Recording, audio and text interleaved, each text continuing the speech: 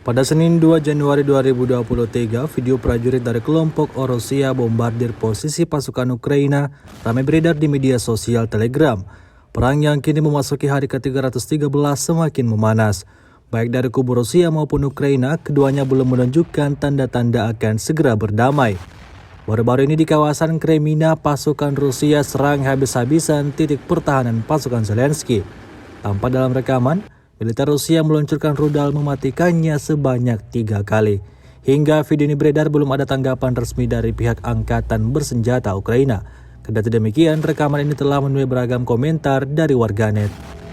Rusia melaporkan secara total 355 pesawat Ukraina, 199 helikopter, 2.779 kendaraan udara tak berawak, 399 sistem rudal anti pesawat dieliminir sejak awal operasi khusus. Sementara itu dari kubu Kiev, Kementerian Pertahanan Ukraina melaporkan 760 tentara Rusia dieliminir dalam 24 jam terakhir.